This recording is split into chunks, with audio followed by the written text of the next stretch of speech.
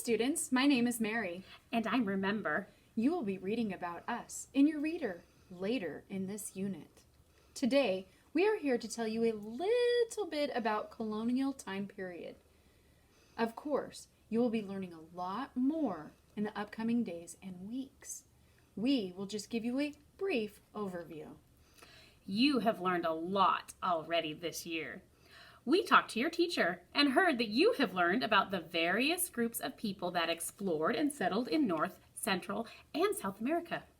We heard that you learned about the Native American people who built vast empires that existed for several hundreds to thousands of years, long before the Americas and the areas of what we now call the United States.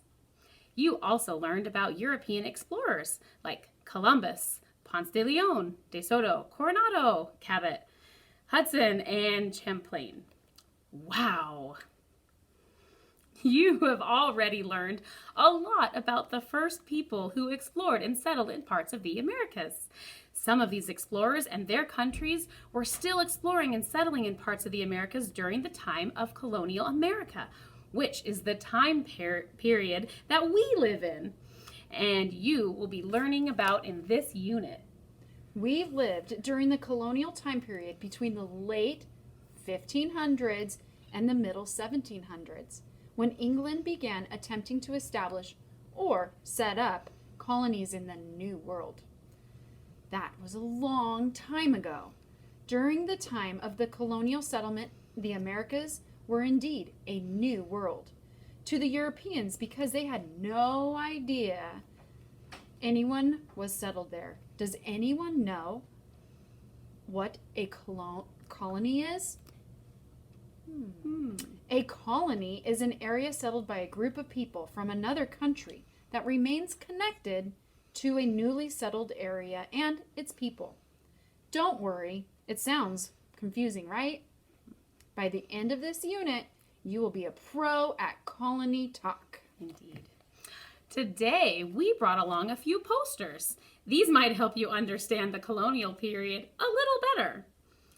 England eventually established or set up these 13 colonies. Along the east coast of North America, between the Spanish settlements to the south and the French settlements to the north. Here are the 13 colonies. Why do you think these colonies were settled on the east coast of North America? Right, they were easy to get to by boat. Over the course of the next few weeks, your teacher will also tell you about some of England's monarchs, the kings and queens, who ruled during the time period the colonies were established. Your teacher won't tell you about every monarch, but you will learn about Queen Elizabeth I. What else do we need to know? Oh, look at our first card again. The 13 English colonies were divided into 3 regions. These regions were the New England region in the north, the Middle Atlantic region in the middle, and the Southern region in the south. Your teacher will probably talk a lot about geography and climate throughout the unit. The word geography describes where a place is located and the type of climate or weather and temperatures it experiences. For instance, the climate at the North Pole is cold and icy year-round, but in Florida, the climate is hot in the summer and mild in the winter. Geography also describes the terrain or type of physical features found in a specific region. For example, the geography of a region includes whether it is flat, hilly, or mountainous, whether it has trees, marshes, or deserts, and whether it is near rivers, lakes, or the ocean. Geography and climate of a region affect what types of plants and animals live in that area. Here is another heads up. During this unit, you will hear about colonies by region rather than according to the dates the colonies were established. This might get a little tricky. However, you will get to travel back and forth in time as you listen to the read-alouds and listen to the stories from your teacher. Don't worry, Your teacher told us you will be putting together a timeline to help keep you on track of the events during the colonial times. That sounds like fun. It does.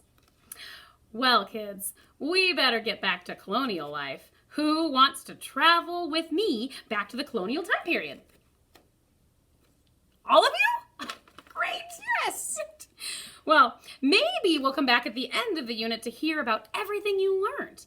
Until then, take good notes, be good listeners, and learn a lot.